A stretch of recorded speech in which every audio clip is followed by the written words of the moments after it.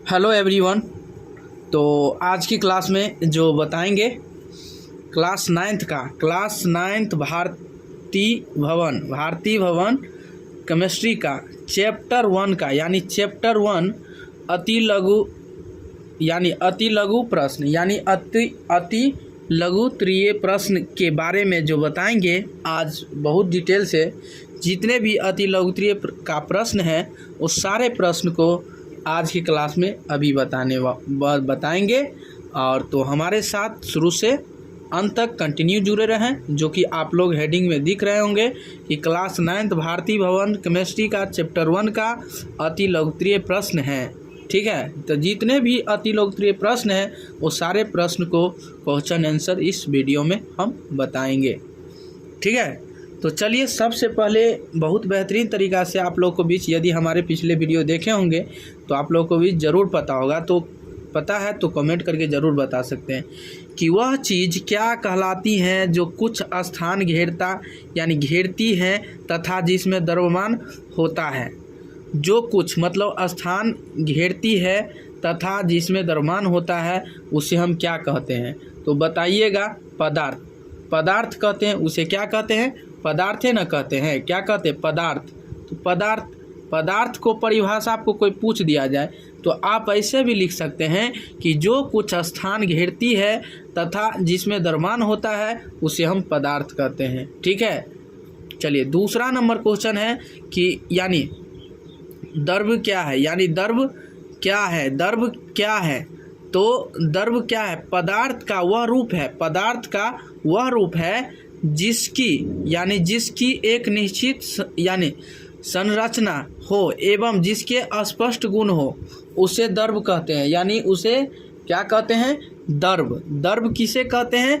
पदार्थ का वह रूप है जिसकी एक निश्चित संरचना हो एवं जिसके स्पष्ट गुण हो, यानी उसे क्या कहलाता है? द्रव्य कहलाता है। ठीक है, 2 नंबर क्वेश्चन का भी आंसर मिल गया। 2 नंबर भी क्वेश्चन का आंसर आप लोग को बीच मिल गया। 2 नंबर क्वेश्चन का आंसर मिल गया ना। चलिए बेस्ट हीरो। तो चलिए आप देखेंगे 3 नंबर क्वेश्चन का। 3 नंबर क्वेश्चन क्या कहता है कि क्या चीनी एक द्रव्य है? ध्यान दीजिएगा, 3 नंबर क्वेश्चन है क्या चीनी एक द्रव्य है? तो जी हाँ चीनी एक द्रव्य है। चीनी क्या है? एक द्रव्य है। चीनी क्या है? द्रव्य है। तो मेरे प्यारे दोस्त और भाई बंधु, और इसे शेयर भी कीजिएगा ताकि हमारे जितने भी भाई हैं, बंधु है, दोस्त है, सारे देख सकते हैं। ठीक है ना, और थोड़ा शेयर भी कर दीजिएगा ताकि जब लाइव क्लास आऊँ तो आप लोग को भी ज़रूर मिल सकूँ। ठीक है ना, तो चलिए पता चल गया होगा कि चीनी एक क्या है? तो द्रव्य है। चीनी क्या है? द्रव्य है। 4 नंबर क्वेश्चन पे ध्यान दीजिएगा कि पदार्थ की विभिन्न अवस्थाओं के नाम लिखे। यानी पदार्थ के कितने अवस्थाएं होते हैं? तो बहुत बेहतरीन तरीक़ा से यदि हमारे पिछले वीडियो देखे होंगे तो आपको पूरा चीज़ पता होगा। ठीक है ना, तो चलिए ध्यान देंगे और हमारे साथ कंटिन्यू बने रहेंगे और कंटिन्यू ध्यान देंगे। ठीक है, तो इससे अगले वीडियो में फिर मिलेंगे। आज के लिए इतना ही। और इससे अगले तो बताइएगा कि पदार्थ के यानी कितने अवस्था होते? तो पदार्थ के 3 अवस्था होते थे। कितने? 3 अवस्था। तो पदार्थ के 3 अवस्था जो होते हैं वो कौन कौन होते हैं? तो जो भी है 3 तो उसका नाम ना होगा। तो बताइएगा। ठोस यानी पदार्थ के विभिन्न अवस्थाएं के नाम लिखे। यानी ठोस, द्रव, गैस। एक में ठोस और दूसरा द्रव और तीसरा गैस। ठीक है, चलिए अगला नंबर 5 नंबर क्वेश्चन पे ध्यान दीजिएगा। 5 नंबर क्वेश्चन है कि पदार्थ द्वारा अधिकृत स्थान क्या कहलाता है? यानी पदार्थ द्वारा अधिकृत स्थान यानी क्या कहलाता है? यानी पदार्थ द्वारा जो स्थान घेरा जाता है उसे हम क्या कहते हैं? तो उसे आयतन कहते हैं। क्या कहते हैं? आयतन। क्या कहते हैं? आयतन कहते हैं। ठीक है, आयतन कहते हैं। चलिए 6 नंबर क्वेश्चन है कि 10 डिग्री C पर जल की भौतिक अवस्था क्या होती है? यानी 10 डिग्री C पर जल की भौतिक अवस्था क्या होती है? तो द्रव यानी द्रव होती है। क्या होती है? द्रव। क्या होती है? द्रव होती है। ठीक है, द्रव होती है। चलिए अगला नंबर क्वेश्चन है 7 नंबर क्वेश्चन पे ध्यान दीजिएगा। 7 नंबर क्वेश्चन पे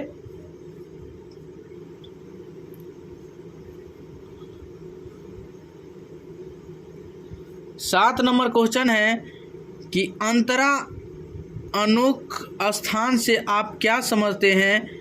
तो अंतरा अनुक स्थान से क्या समझते हैं, ठीक है। तो पदार्थ के आंसर में लिखिएगा कि पदार्थ के कणों के मध्य रिक्त स्थान को अंतरा अनिक यानी आणविक स्थान कहते हैं। क्या कहते हैं, अंतरा आणविक स्थान कहते हैं, यानी पदार्थों के कणों के मध्य रिक्त स्थानों को अंतरा आणविक स्थान कहते हैं, ठीक है। चलिए अगला नंबर क्वेश्चन है कि अंतरा अनुक यानी आकर्षण बल क्या है। तो पदार्थ अत्यंत छोटे छोटे सूक्ष्म कणों के बने होते हैं। इन कणों के बीच एक प्रकार का आकर्षण बल कार्य करता रहता है, उसी को यानी अंतरा अनुक बल कहते हैं। अंतरा अनुक बल कहते हैं, ठीक है। तो चलिए अगला नंबर क्वेश्चन देखते हैं, तो ध्यान देंगे, हमारे साथ कंटिन्यू बने रहेंगे। तो बताइएगा 9 नंबर क्वेश्चन है आपका कि ठोस पदार्थ में बहाव क्यों नहीं होता, यानी ठोस पदार्थ में बहाव यानी बहने वाला जगह क्यों नहीं होता है। तो बताइएगा कि ठोस पदार्थ के कण इतने मजबूत होते हैं ना, ठोस पदार्थ के कण इतने मजबूत होते हैं कि अपनी मजबूती से परस्पर यानी बंधे रहते हैं। अंतान्विक स्थान बहुत कम होता है, अंतान्विक स्थान बहुत कम होता है, इसीलिए ये निर्वात एक दूसरे के ऊपर से फिसल नहीं सकते हैं। अतः ठोस पदार्थ में बहाव नहीं होता है, ठोस पदार्थ में बहाव नहीं होता है। चलिए अगला नंबर क्वेश्चन बताएंगे आपका 10 नंबर क्वेश्चन। 10 नंबर का क्वेश्चन का आंसर कि ठोस पदार्थ पर ऊष्मा का क्या प्रभाव पड़ता है, यानी ठोस पदार्थ पर ऊष्मा का क्या प्रभाव पड़ता है। मोस्ट इम्पोर्टेंट क्वेश्चन है कि ऊष्मा के प्रभाव से ठोस कणों की ऊर्जा प्राय वाह जाती है, यानी बहा जाती हैं, और ऐसा होने से ये कण अपने विराम के मध्य यानी मध्य के चारों तरफ अत्यधिक तीव्रता से कंपन करने लगते हैं, किंतु कणों की ऊर्जा इतनी अधिक भी नहीं होती है कि वे अपने विराम के मध्य स्थान को छोड़कर बाहर हो जाए। अतः ठोस पदार्थ में प्रसार की मात्रा बहुत कम होती है। समझ गए होंगे आप लोग, और इसे नोट भी कर लेंगे और अच्छा तरीका से, और इसे याद भी करते रहिएगा ताकि आप लोग भूलिएगा ही नहीं, ठीक है। चलिए बताते हैं अगला नंबर क्वेश्चन।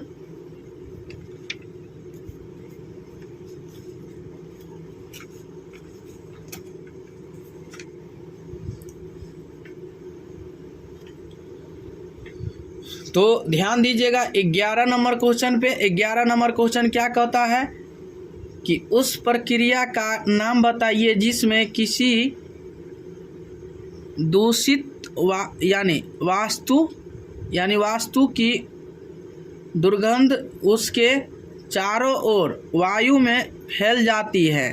तो ऊर्ध्वपातन कहते हैं। क्या कहते हैं उसे? ऊर्ध्वपातन कहते हैं। क्या कहते हैं? ऊर्ध्वपातन कहते हैं, ठीक है ना, ऊर्ध्वपातन ही कहते हैं। चलिए 11 नंबर क्वेश्चन पे ध्यान देंगे।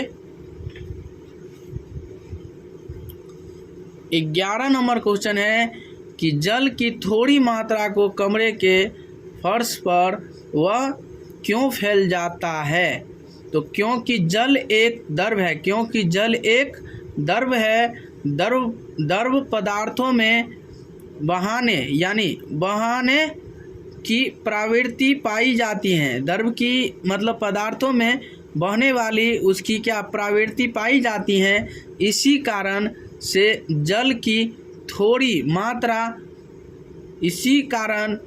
थोड़ी मात्रा को कमरे के फर्श पर गिरा देवे पर फैल जाता है। गिराने पर क्या होता है? द्रव का वो फैल जाता है। चलिए अगला नंबर क्वेश्चन पे बताएंगे आप लोगों को बीच बहुत बेहतरीन तरीक़ा से, बहुत यूनिक बात है, ध्यान देंगे और हमारे साथ कंटिन्यू बने रहेंगे। तो ध्यान देंगे 13 नंबर क्वेश्चन पे, 13 नंबर क्वेश्चन के बारे में बताएंगे आज बहुत बेहतरीन तरीक़ा से। तो 10 डिग्री सेल्सियस और 25 डिग्री सेल्सियस में किस ताप पर जल का वाष्पन अधिक होता है? तो बताइएगा कि 25 डिग्री सेल्सियस ताप पर जल का वाष्पन अधिक होता है। 25 डिग्री सेल्सियस पर यानी ताप पर क्या किया मतलब वाष्पन अधिक होता है, ठीक है ना। चलिए 14 नंबर क्वेश्चन है आपका, किसी द्रव के क्वथनांक पर वायु यानी वायु के दाब का क्या प्रभाव पड़ता है? तो बताएंगे कि द्रव का क्वथनांक वायुमंडल के दाब पर निर्भर करता है। वायुमंडल का दाब अधिक रहने पर द्रव का क्वथनांक भी बढ़ जाता है। क्या होता है? बढ़ जाता है, ठीक है।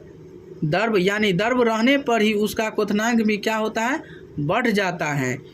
इसके विपरीत वायुमंडल दाब कम रहने पर द्रव का क्वथनांक भी कम हो जाता है। जब हम वायु में ऊपर जाते हैं तो वायुमंडल का दम यानी दाब काम होने लगता है। क्या होता है? काम होने लगता है जिससे कि द्रव का क्वथनांक भी कम हो जाता है, जिससे कि क्वथनांक उसका द्रव का क्वथनांक क्या होता है? कम होने लगता है। तो ध्यान देंगे और इससे शुरू से अंत तक वीडियो देखते रहिएगा ताकि आपको दिक्कत ना हो, ठीक है ना। चलिए बताते 15 नंबर क्वेश्चन के बारे में कि सामान्य दाब पर एक पदार्थ का क्वथनांक कमरे के ताप से कम है यानी ताप से कम है, तो बताइए कि पदार्थ की भौतिक अवस्था क्या है? तो द्रव होगा। क्या होगा? द्रव होगा। क्या हो जाएगा? द्रव हो जाएगा। 16 नंबर क्वेश्चन पे ध्यान देंगे कि किसी ठोस के द्रव्यमान की परिभाषा लिखे। ठोस पदार्थ के द्रव्यमान प्राय उच्च होता है। ठोस पदार्थ के द्रव्यमान प्राय उच्च होता है, ठीक है ना। 17 नंबर क्वेश्चन पे ध्यान देंगे और हमारे साथ कंटिन्यू बने रहेंगे, ठीक है ना। 17 नंबर क्वेश्चन है आपका कि क्या होता है जब जल को 0 डिग्री सी पर ठंडा किया जाता है? तो बताइएगा जब जल को 0 डिग्री सी पर ठंडा किया जाता है तो वह बर्फ़ का रूप ले लेता है। वह बर्फ़ का रूप ले लेता है। 0 डिग्री से यानी पर लेने लगता है ना तो जल क्या हो जाता है? बर्फ़ में वो मतलब बर्फ़ का रूप ले लेता है। चलिए अगला नंबर क्वेश्चन बताएंगे।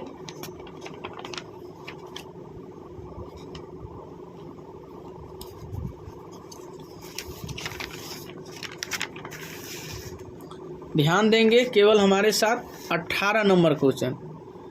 18 सबसे पहले 18 नंबर क्वेश्चन पढ़ेंगे। क्या कहता है? गैस को ठंडा करने पर क्या होता है? यानी गैस को ठंडा करने पर क्या होता है?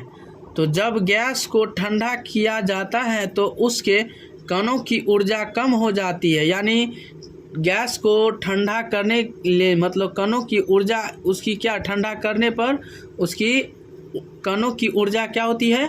कम हो जाती है, जिससे कणों का गमन धीमी हो जाती है जिसकी मतलब उसकी कणों की मतलब इसकी कम ऊर्जा होती है और ताकि उसकी गमन धीमी जो होने गति जो उसका कम हो जाता है, गमन धीमा हो जाता है, ठीक है। और वे एक दूसरे निकट आ जाते हैं और दूसरे वो निकट भी चला जाता है, ठीक है। चलिए ध्यान देंगे 19 नंबर क्वेश्चन है आपका कि अमोनिया क्लोराइड को गर्म करने पर क्या होता है? यानी अमोनिया क्लोराइड को गर्म करने पर क्या होता है?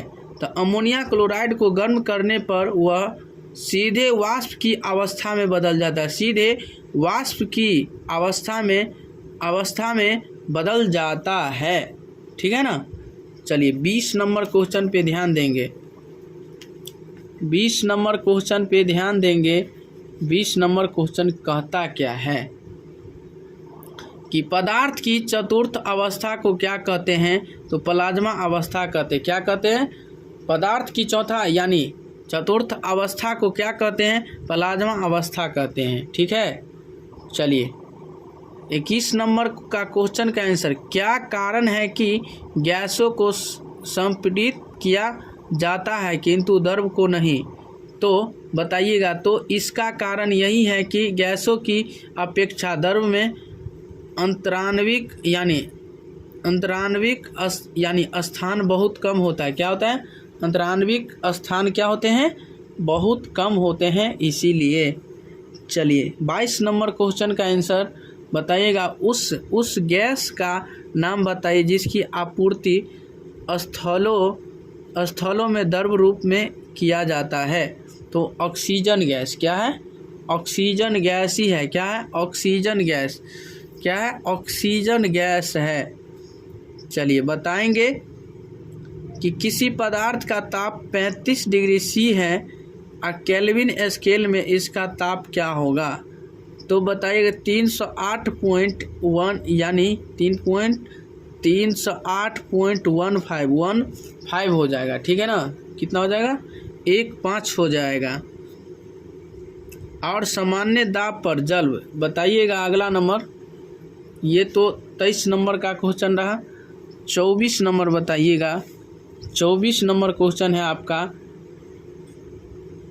कि सामान्य दाब पर जल के एक नमूने का क्वथनांक 102 डिग्री सी है तो क्या है? नहीं है। इसमें क्या भराएगा? नहीं। क्या भराएगा? नहीं। ठीक है, नहीं भराएगा इसमें। चलिए बताइएगा।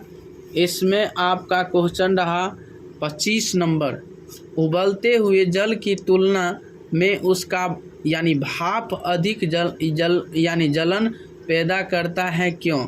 क्योंकि अधिक ताप के कारण ही वो उबलना यानी जलना पैदा कर देता है, उत्पन्न कर देता है। ठीक है, 26 नंबर। आप तो 25 नंबर का आंसर क्या लिखिएगा?